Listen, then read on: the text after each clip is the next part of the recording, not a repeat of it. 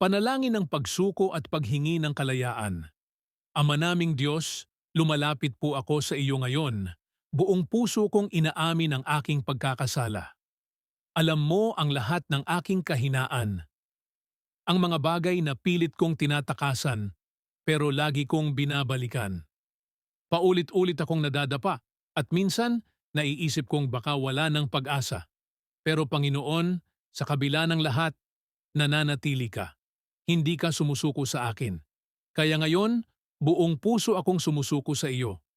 Patawarin mo po ako, Jesus. Hugasan mo ako ng iyong dugo.